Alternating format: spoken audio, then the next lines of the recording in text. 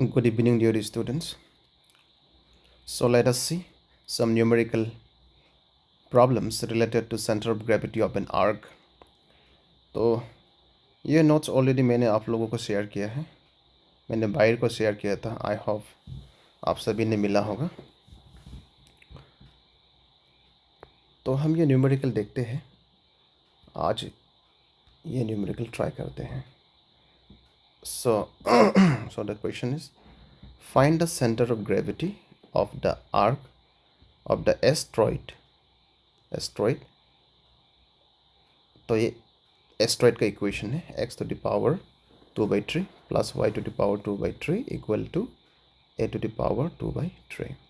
तो इसमें एग्जाम में कभी कभी ऐसा भी देता है, ये इक्वेशन भी देता है, लेकिन दोनों बराबर है।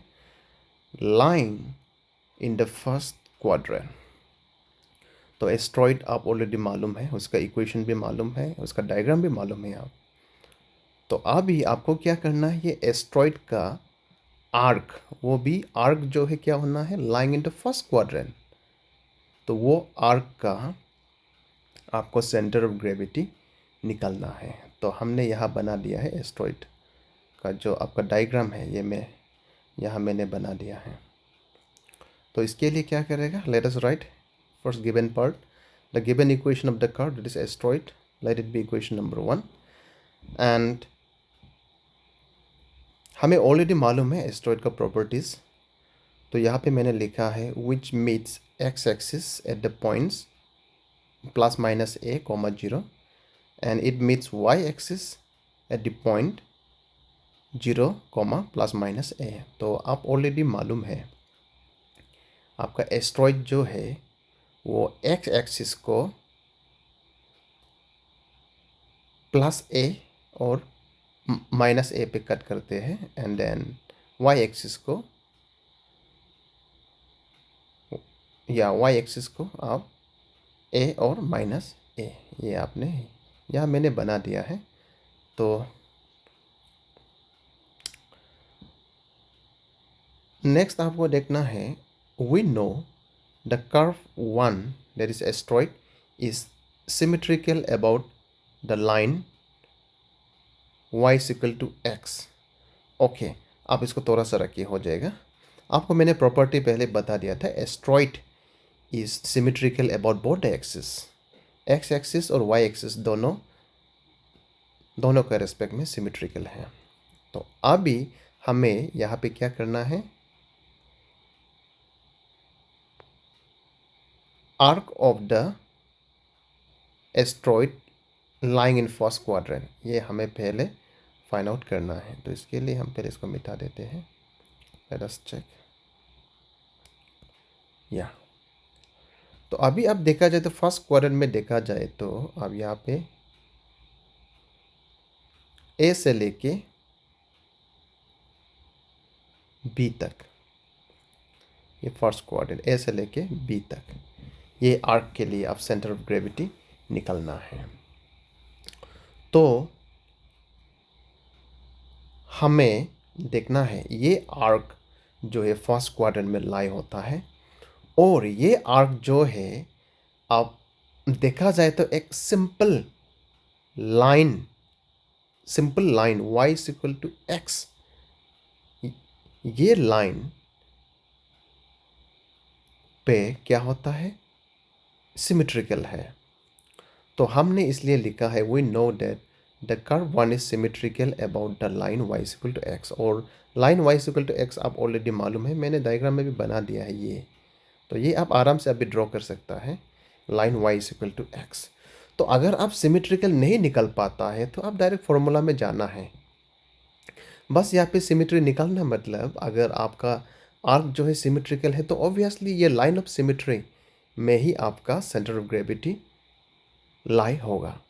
तो इसके लिए आपको निकलने में इजी हो जाता है सेंटर ऑफ ग्रेविटी। लेकिन अगर आप जो है लाइन ऑफ सिमेट्री नहीं निकल पाता है, मालूम नहीं है, तो आप डायरेक्ट फॉर्मूला में जाइए, सेंटर ऑफ ग्रेविटी का फॉर्मूला में डाल के आप निकल सकता है वैल्यू, तब भी आपको सेम ही वैल्यू मिलेगा। तो हमें यहाँ पे लाइन ऑफ सिमेट्री मिला है y इक्वल टू एक्स। तो y equal to x line of symmetry, ये जो है y equal to x line का रेस्पेक्ट में ये क्या है, आपका रिक्वायर्ड आर्क जो है सिमेट्री है। तो इसका मतलब क्या है, the centre of gravity lies on the line y is equal to x। तो हमने लिखा है n, so the arc lying in the first quadrant is symmetrical about the line y is equal to x। ये मैंने लिखा है। अगर वो होगा तो फिर क्या होगा, and its centre of gravity must lie on this line. तो यही लाइन पे होना है। इसका मतलब क्या है, सेंटर ऑफ ग्रेविटी का x एंड y कोऑर्डिनेट दोनों जो है इक्वल होगा, क्योंकि आपका इक्वेशन ऑफ लाइन जो है y is equal to x है, या y is equal to x। तो इसका मतलब क्या होगा, x bar is equal to y bar. तो अगर आप किसी एक को निकालने से दूसरा भी हो जाता है, तो आपको ईजी हो जाता है सेंटर ऑफ ग्रेविटी निकालने के लिए। लेकिन अब लाइन ऑफ सिमेट्री मालूम नहीं है, तो आप एक्स बार का वैल्यू अलग सा और वाई बार का वैल्यू अलग सा निकालना जरूरी है। तो अभी ये हो गया। सो यहाँ पे लिखा है are the coordinates of the required centre of gravity of the arc lying in the first quadrant. ये तो now we find the centre of gravity. तो सेंटर ऑफ ग्रेविटी निकालने के लिए आपको क्या निकालना है, पहले ds। तो ds निकालने से पहले you need to find dy by dx। तो now we find dy by dx। तो dy बाई dx निकालने के लिए हमें क्या करना है, we differentiate equation 1 with respect to x। तो आप यहाँ में आपको दिक्कत तो नहीं होना चाहिए, क्योंकि आप इंटीग्रेशन डिफ्रेंशिएशन में ऑलरेडी एक्सपर्ट है। तो हम इक्वेशन नंबर 1 को x का रेस्पेक्ट में डिफ्रेंशिएट करना है, तो आपको यहाँ से मिल जाएगा। ये हम एक्सप्लेन नहीं करेगा, आप खुद सॉल्व कर सकेगा, हम मालूम है। Okay, so now we move to next page. Okay, तो यहाँ पे आपने मूव किया है, थोड़ा सा जूम करते हैं। तो अभी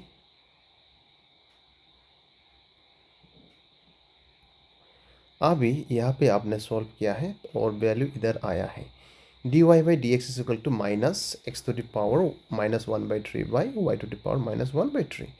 ये यहाँ तक आपने लेके आया है dy बाई डी एक्स का वैल्यू। तो अभी नेक्स्ट क्या करना है, वी फाइंड ds। सो आपको ऑलरेडी फॉर्मूला मालूम है in case of Cartesian, ds is equal to root under 1 plus dy by d x whole square dx। तो आप यहाँ पे वैल्यू डाल देना है, और वैल्यू डालने के बाद आपको यहाँ तक आया है और you have got this value. ये वैल्यू आ गया है। तो आपका ds का वैल्यू जो है a by x whole to the power 1/3 dx है। Now we find the x coordinate of centre of gravity. तो यहाँ पे x बार का वैल्यू हमें फाइंड आउट करना है। तो आप ऑलरेडी फॉर्मूला मालूम है, x बार का formula it is integral x ds by integral ds। यहाँ पे ये केस जो है, if density is not given, अगर आपका यहाँ पे क्वेश्चन में डेंसिटी मेंशन नहीं किया है, density that is rho is not given, not mention, तो आपको कंस्टेंट कंसिडर करना है। इसका मतलब रो जो है हम कंस्टेंट एज्यूम करेगा। तो अगर रो जो है कंस्टेंट होता है तो हमारा सेंटर ऑफ ग्रेविटी का फॉर्मूला ये होता है। यहाँ से रो हटा देता है। तो नेक्स्ट ये वैल्यू में आपको डाल देना है, एंड लिमिट, आपको लिमिट देखना है। यहाँ पे लिमिट जो है हम x का रेस्पेक्ट में लेना है। तो x का रेस्पेक्ट में लेता है तो क्या होगा, x का वैल्यू जो है आपका ओरिजिन से लेके x का वैल्यू जो है ओरिजिन से लेके आपका a तक जाता है, a तक। तो क्या होगा, here x is from 0 to a। तो हम ये लिमिट यहाँ पे डालना है। तो this becomes integral 0 to a x, और ds का वैल्यू इधर डाल देना है। सो ds का वैल्यू ये साथ में, और नीचे में भी ये आता है। अभी इसको आप सॉल्व कर सकेगा क्योंकि आप ऑलरेडी इंटीग्रेशन मालूम है, तो हम यहाँ पे ज़्यादा एक्सप्लेन नहीं करेगा, आप इंटीग्रेशन अपना से सॉल्व कर लेना। तो इंटीग्रेशन सॉल्व करने के बाद आपको वैल्यू जो है, ये वैल्यू जो है यहाँ तक आ जाएगा 2a/5। तो हमने ऑलरेडी देखा था आपका आर्क, रिक्वायर्ड आर्क जो है y=x लाइन का सिमेट्री है। तो अभी क्या होगा, इसका मतलब x बार और y बार दोनों इक्वल है, तो आपने x बार का वैल्यू 2a/5 मिला है, तो ऑब्वियसली y बार का वैल्यू भी वही होगा। So that's why the point 2a/5, 2a/5 is the required centre of gravity. तो यहाँ पे और मैंने लिख दिया, यहाँ पे aliter the parametric form of the given curve can be written as, तो ये जो है एस्ट्रॉइड का पैरामेट्रिक इक्वेशंस है। तो आप ये पैरामेट्रिक इक्वेशंस को लेके भी आप सेंटर ऑफ ग्रेविटी निकल सकता है। सो ये अनदर ऑप्शन है, आप इससे भी ट्राई कर सकता है, या आगे वाला जो मैंने बताया है वो भी ट्राई कर सकता है। तो यहाँ पे आपको इंटीग्रेशन डिफरेंशिएशन मालूम होना है ऑलरेडी, तो यही है, इतना टफ नहीं है, जस्ट थोड़ा सा लेंदी है लेकिन इजी है, और एग्ज़ाम में आता भी है तो मिनिमम आपका 10 मार्क्स, 10 to 15 मार्क्स आता है एग्ज़ाम में। So all the best, thank you.